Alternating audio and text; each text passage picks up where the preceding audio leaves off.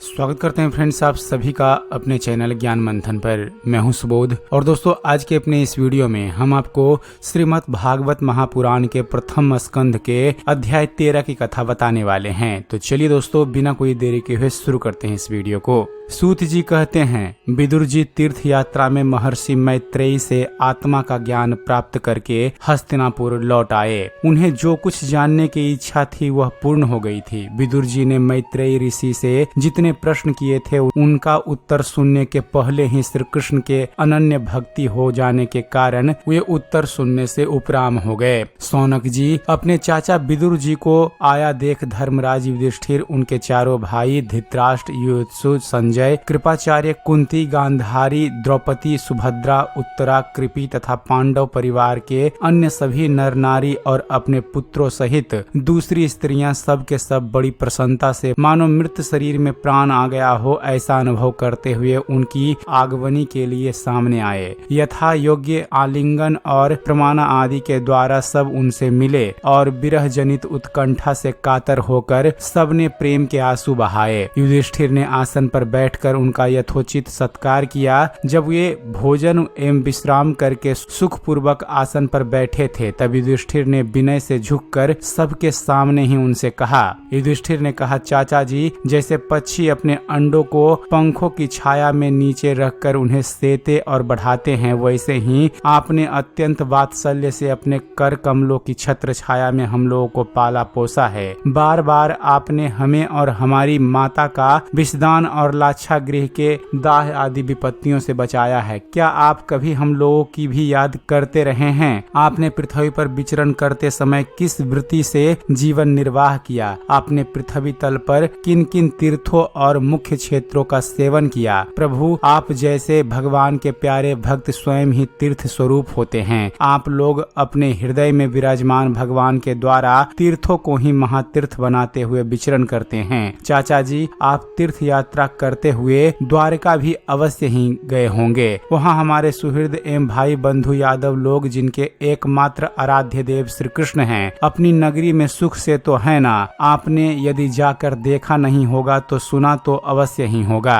युधिष्ठिर के इस प्रकार पूछने पर विदुर जी ने तीर्थों और यदुवंशियों के संबंध में जो कुछ देखा, सुना और अनुभव किया था सब क्रम से बतला दिया। केवल यदुवंश के विनाश की बात नहीं कही। करुण हृदय विदुर जी पांडव को दुखी नहीं देख सकते थे, इसलिए उन्होंने यह अप्रिय एवं असहनीय घटना पांडवों को नहीं सुनाई, क्योंकि वह तो स्वयं ही प्रकट होने वाली थी। पांडव विदुर जी का देवता के समान सेवा सत्कार करते थे। वे कुछ दिनों तक अपने बड़े भाई धृतराष्ट्र की कल्याण कामना से सब लोगों को प्रसन्न करते हुए सुख पूर्वक हस्तिनापुर में ही रहे। विदुर जी तो साक्षात धर्मराज थे। मांडव्य ऋषि के श्राप से ये 100 वर्ष के लिए शूद्र बन गए थे। इतने दिनों तक यमराज के पद पर अयरमा थे और वही पापियों को उचित दंड देते थे। राज्य प्राप्त हो जाने पर अपने लोकपालों सरीखे भाइयों के साथ राजा युधिष्ठिर वंशधर परीक्षित को देखकर अपनी अतुल संपत्ति से आनंदित रहने लगे।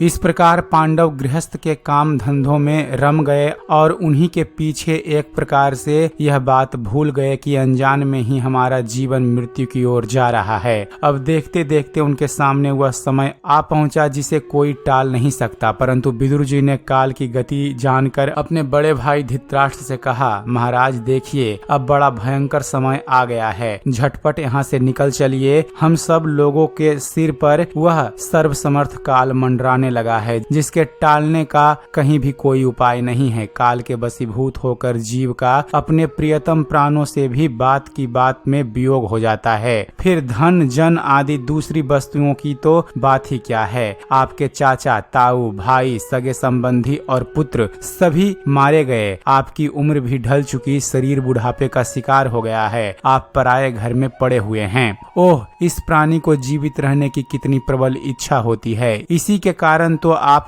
भीम का दिया हुआ टुकड़ा खाकर कुत्ते सा जीवन बिता रहे हैं, जिनको आपने आग में जलाने की चेष्टा की, विष देकर मार डालना चाहा, भरी सभा में जिनकी विवाहिता पत्नी को अपमानित किया, जिनकी भूमि और धन छीन लिए, उन्हीं के अन्न से पले हुए प्राणों को रखने में क्या गौरव है। आपके अज्ञान की हद हो गई कि अब भी जीना चाहते हैं, परंतु आपके चाहने से क्या होगा। पुराने वस्त्र की तरह बुढ़ापे से गला हुआ आपका शरीर आपके ना चाहने पर भी छिन्न हुआ जा रहा है। अब इस शरीर से आपका कोई स्वार्थ सधने वाला नहीं है, इसमें फंसिए मत, इसकी ममता का बंधन काट डालिए। जो संसार के संबंधियों से अलग रहकर उनके अनजान में अपने शरीर का त्याग करता है, वही धीर कहा गया है। चाहे अपनी समझ से हो या दूसरे के समझाने से, जो इस संसार को दुख स्वरूप समझकर इससे विरक्त हो जाता है और इससे अंतःकरण को बस में करके हृदय में भगवान को धारण कर संन्यास के लिए घर से निकल पड़ता है, वही उत्तम पुरुष है। इसके आगे जो समय आने वाला है वह प्रायः मनुष्यों के गुणों को घटाने वाला होगा। इसलिए आप अपने कुटुंबियों से छिपकर उत्तराखंड में चले जाइए। जब छोटे भाई विदुर ने अंधे राजा धृतराष्ट्र को इस प्रकार समझाया, तब उनकी प्रज्ञा के नेत्र खुल गए। वे भाई बंधुओं के सुदृढ़ स्नेह पासों को काटकर अपने छोटे भाई विदुर के दिखलाए हुए मार्ग से निकल पड़े। जब परम पतिव्रता सुबल नंदिनी गांधारी ने देखा कि मेरे पतिदेव तो उस हिमालय की यात्रा कर रहे हैं जो सन्यासियों को वैसा ही सुख देता है जैसा वीर पुरुषों को लड़ाई के मैदान में अपने शत्रु के द्वारा किए हुए न्यायोचित प्रहार से होता है, तब ये भी उनके पीछे पीछे चल पड़ी। आजाद शत्रु युधिष्ठिर ने प्रातः काल संध्या वंदन तथा अग्निहोत्र करके ब्राह्मणों को नमस्कार किया और उन्हें तिल, गौ, भूमि और सुवर्ण का दान दिया। इसके बाद जब वे गुरुजनों की चरण वंदना के लिए राजमहल में गए, तब उन्हें धृतराष्ट्र, विदुर तथा गांधारी के दर्शन नहीं हुए। युधिष्ठिर ने उद्गित चित्त होकर वहीं बैठे हुए संजय से पूछा, संजय, मेरे वे वृद्ध और नेत्रहीन पिता धृतराष्ट्र कहाँ हैं? पुत्र शोक से पीड़ित दुखियारी माता गांधारी और मेरे परम हितैषी चाचा विदुर जी कहाँ चले गए? ताऊ जी अपने पुत्रों और बंधु बांधवों के मारे जाने से दुखी थे। मैं मंद बुद्धि हूँ, कहीं मुझसे किसी अपराध की आशंका करके वे माता गांधारी सहित गंगा जी में तो नहीं कूद पड़े? जब हमारे पिता पांडु की मृत्यु हो गई थी और हम लोग नन्हे नन्हे बच्चे थे, तब उन्हीं दोनों चाचाओं ने बड़े बड़े दुखों से हमें बचाया था। वे हम पर बड़ा ही प्रेम रखते हैं। हाय, वे यहाँ से कहाँ चले गए? सूत जी कहते हैं, संजय अपने स्वामी धृतराष्ट्र को ना पाकर कृपा और स्नेह की विकलता से अत्यंत पीड़ित और विरहातुर हो गए थे। वे युधिष्ठिर को कुछ उत्तर ना दे सके। फिर धीरे धीरे बुद्धि के द्वारा उन्होंने अपने चित्त को स्थिर किया, हाथों से आंखों के आंसू पोंछे और अपने स्वामी धृतराष्ट्र के चरणों का स्मरण करते हुए युधिष्ठिर से कहा। संजय बोले, कुल नंदन, मुझे आपके दोनों चाचा और गांधारी के संकल्प का कुछ भी पता नहीं। महाबाहो, मुझे तो उन महात्माओं ने ठग लिया। संजय इस प्रकार कहीं रहे थे कि तुम्बुरु के साथ देवर्षि नारद जी वहां आ पहुंचे। महाराज युधिष्ठिर ने भाइयों सहित उठकर उन्हें प्रणाम किया और उनका सम्मान करते हुए बोले। युधिष्ठिर ने कहा, भगवान, मुझे अपने दोनों चाचाओं का पता नहीं लग रहा है। ना जाने वे दोनों और पुत्र शोक से व्याकुल तपस्विनी माता गांधारी यहाँ से कहाँ चले गए। भगवान, अपार समुद्र में कर्णधार के समान आप ही हमारे पारदर्शक हैं। तब भगवान के परम भक्त देवर्षि नारद ने कहा, धर्मराज, तुम किसी के लिए शोक मत करो, क्योंकि यह सारा जगत ईश्वर के वश में है। सारे लोक और लोकपाल विवश होकर ईश्वर की ही आज्ञा का पालन कर रहे हैं। वही एक प्राणी को दूसरे से मिलाता है और वही उन्हें अलग करता है। जैसे बैल बड़ी रस्सी से बंधे और छोटी रस्सी से रथे होकर अपने स्वामी का भार ढोते हैं, उसी प्रकार मनुष्य भी वर्णाश्रम आदि अनेक प्रकार के नामों से वेद रूप रस्सी में बंधकर ईश्वर की ही आज्ञा का अनुसरण करते हैं। जैसे संसार में खिलाड़ी की इच्छा से ही खिलौनों का संयोग और वियोग होता है, वैसे ही भगवान की इच्छा से मनुष्यों का मिलना बिछुड़ना होता है। तुम लोगों को जीवन स्वरूप से नित्य मानो किसी भी अवस्था में मोहजन्य आसक्ति के अतिरिक्त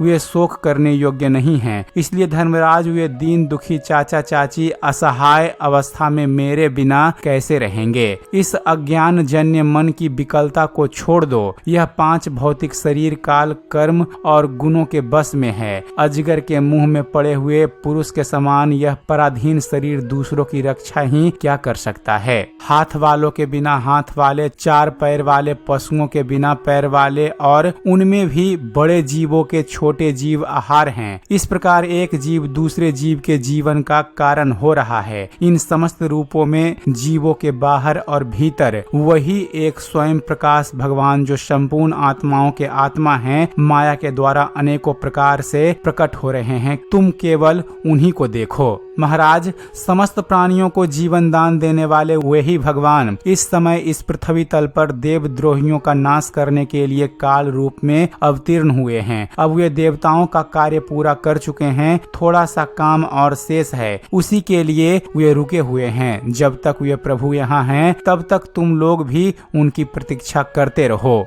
धर्मराज, हिमालय के दक्षिण भाग में जहाँ सप्त ऋषियों की प्रसन्नता के लिए गंगा जी ने अलग अलग 7 धाराओं के रूप में अपने को 7 भागों में विभक्त कर दिया है, जिसे सप्त स्रोत कहते हैं, वहीं ऋषियों के आश्रम पर धृतराष्ट्र अपनी पत्नी गांधारी और विदुर के साथ गए हैं। वहां वे त्रिकाल स्नान और विधि पूर्वक अग्निहोत्र करते हैं। अब उनके चित्त में किसी प्रकार की कामना नहीं है। वे केवल जल पीकर शांति चित्त से निवास करते हैं। आसन जीतकर प्राणों को बस में करके उन्होंने अपनी 6 इंद्रियों को विषयों से लौटा लिया है। भगवान की धारणा से उनके तमोगुण, रजोगुण और सत्वगुण के मल नष्ट हो चुके हैं। उन्होंने अहंकार को बुद्धि के साथ जोड़कर और उसे क्षेत्रज आत्मा में लीन करके उसे भी महाकाश में घटाकाश के समान सर्वाधिष्ठान ब्रह्म में एक कर दिया है। उन्होंने अपनी समस्त इंद्रियों और मन को रोककर समस्त विषयों को बाहर से ही लौटा दिया है और माया के गुणों से होने वाले परिणामों को सर्वथा मिटा दिया है। समस्त कर्मों का संन्यास करके वे इस समय ठूंठ की तरह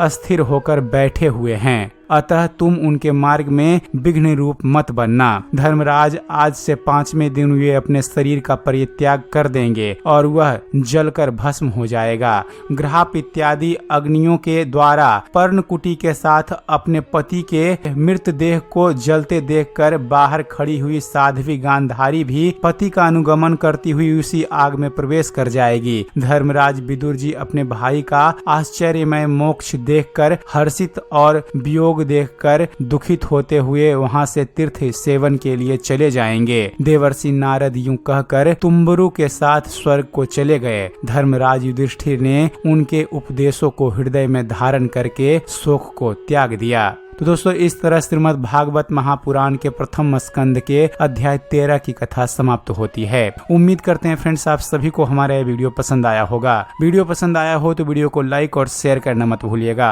और ऐसे ही ज्ञानवर्धक वीडियो देखते रहने के लिए आप हमारे चैनल ज्ञान मंथन को सब्सक्राइब जरूर कीजिएगा। आप हमारे चैनल को सब्सक्राइब कीजिए और देखते रहिए, जानते रहिए। धन्यवाद। जय हिंद।